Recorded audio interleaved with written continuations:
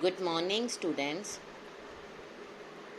Today I am going to continue my lecture for plus 2 arts, political science, and the name of the chapter is Contemporary South Asia. Now, let us start with the topic monarchy and democracy in Nepal. As you all know that Nepal was a Hindu kingdom in past. उसके बाद modern period में नेपाल जो है वहाँ पर constitutional monarchy रही. Monarchy का period रहा फॉर मैनी ईयर्स. इस सारे पीरियड के दौरान पॉलिटिकल पार्टीज, कॉमन पीपल जो नेपाल के थे वो एक open responsive system of government की डिमांड कर रहे थे. बट जो किंग था उसने आर्मी की हेल्प से पूरी तरह से जो कॉन्स्टिट्यूशनल मोनार्की थी और गवर्नमेंट थी नेपाल की उस पर पूरा कंट्रोल किया हुआ था. इसके अलावा उसने नेपाल में जो डेमोक्रेसी की एक्सपेंशन हो रही थी उस पर भी रिस्ट्रिक्शंस लगाई हुई थी. लेकिन 1990 में जो नेपाल का किंग था उसको न्यू डेमोक्रेटिक कॉन्स्टिट्यूशन की डिमांड को एक्सेप्ट करना पड़ा. बिकॉज नेपाल में स्ट्रॉन्ग प्रो डेमोक्रेसी मूवमेंट चल रही थी और जो डेमोक्रेटिक गवर्नमेंट इस्टेब्लिश हुई थी शॉर्ट पीरियड के लिए, लेकिन उसको ट्रबल कैरियर का सामना करना पड़ा. ड्यूरिंग द 19s जो बॉयज थे नेपाल के उन्होंने बहुत सारे पार्ट जो हैं नेपाल के वहाँ पर अपने इन्फ्लुएंस को स्प्रेड करना शुरू कर दिया. वो बिलीव करते थे in arm insurrection against the monarch and the ruling elite, जिसके कारण नेपाल में वायलेंट कन्फ्लिक्ट अराइज हो गए between the Maoist guerrillas and armed force of king. थोड़ी देर बाद ट्रायंगुलर कन्फ्लिक्ट आ गया among the monarchist forces, democrats and Maoist. 2002 जो नेपाल का किंग था उसने नेपाल में पार्लियामेंट को एबॉलिश कर दिया, गवर्नमेंट को डिसमिस कर दिया और उस टाइम जो डेमोक्रेसी एग्जिस्ट कर रही थी नेपाल में उसकी पावर्स को लिमिटेड कर दिया. इन अप्रैल 2006 होल नेपाल कंट्री में प्रो डेमोक्रेसी प्रोटेस्ट जो थे वो स्टार्ट हो गए.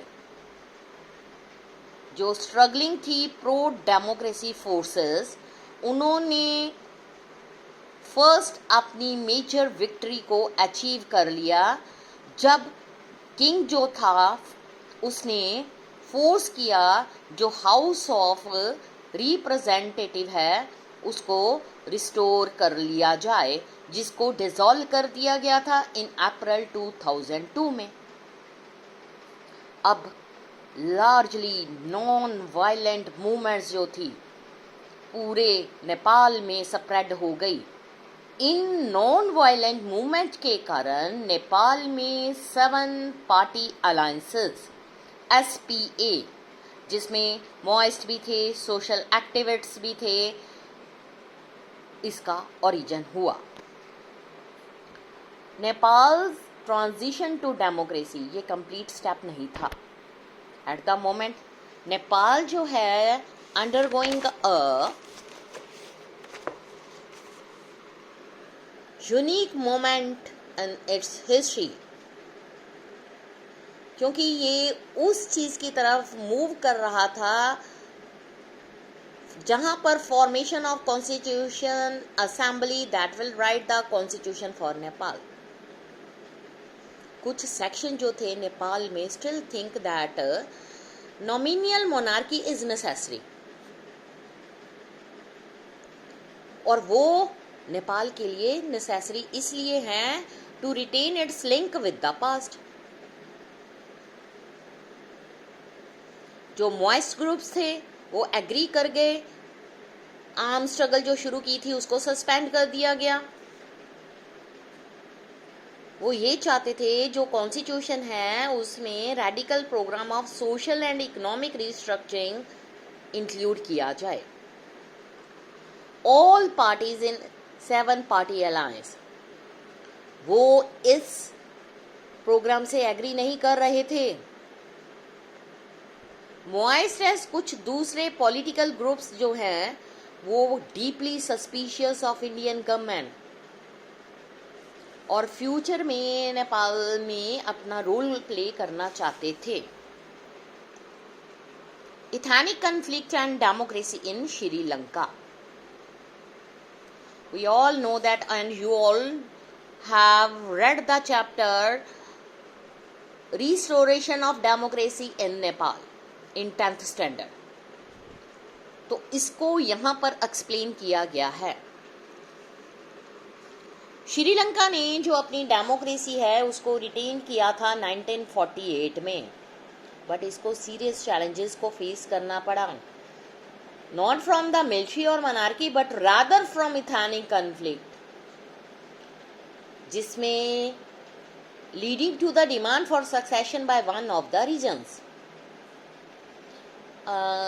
अगर हम श्रीलंका की बात करें, श्रीलंका में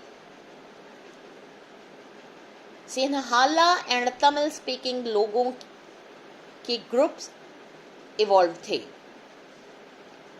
वहां पर हमने 2 ग्रुप्स बनाए थे, उनको आगे सब ग्रुप में डिवाइड कर दिया गया था। Indian Tamils and native Tamils. जो इंडियन तमिल्स थे बेटा वो ड्यूरिंग द ब्रिटिश रूल उनको फोर्स करके श्रीलंका में स्पाइसेस की एग्रीकल्चर प्रोडक्शन करने के लिए भेज दिया गया था, तभी से वो यहाँ पर आकर सेटल हो गए। और जो दूसरे श्रीलंकन तमिल थे वो वहाँ के नेटिव थे। उनमें से कुछ बुद्ध धर्म को मानने वाले थे, कुछ जैनिज्म थे और 1% क्रिश्चियनिटी को मानने वाले लोग रहते थे। इस तरह से जो श्रीलंका की एथनिक कंपोजिशन थी वो एक मिक्स्ड कंपोजिशन थी। After it's independent politics in Sri Lanka, जिसको सियोलोन का नाम दिया गया है, that was dominated by the forces that represented the interest of majority Sinhala community. They were hostile to large number of Tamils who had migrated from India to Sri Lanka and settled there. और ये migration after independence भी चलती रही। जो Sinhala nationalist थे उन्होंने think किया कि Sri Lanka should not give concessions to the Tamils, क्योंकि जो श्रीलंका है वो सिर्फ सिन्हाला पीपल्स को बिलोंग करता है।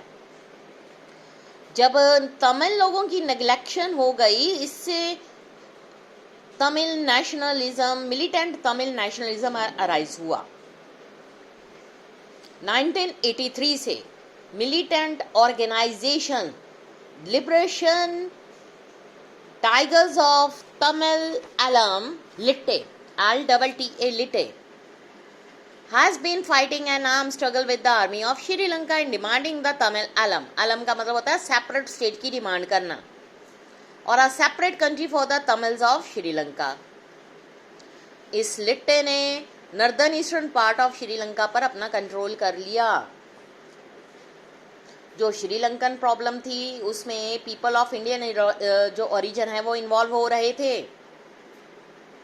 So there is a considerable pressure from the Tamil people in India to that effect that Indian government should protect the interest of Tamils in Sri Lanka.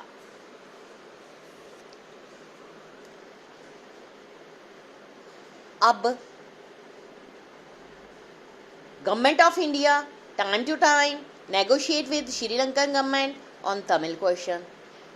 In 1987, the government of India for the first time got directly involved in Sri Lankan Tamil question. India ने श्रीलंका के साथ एक accord को sign किया और उसने अपने troops को श्रीलंकन गवर्नमेंट और तमिल्स के बीच में जो रिलेशंस खत्म हो रहे थे उसको स्टेबलाइज करने के लिए इंटरफेरेंस करनी शुरू कर दी और अपना एक ट्रूप भेजा। इंडियन आर्मी ने लिट्टे के साथ लड़ाई लड़ी। जो प्रेजेंस थी इंडियन ट्रूप्स की उसको बहुत सारे श्रीलंकन्स ने लाइक नहीं किया।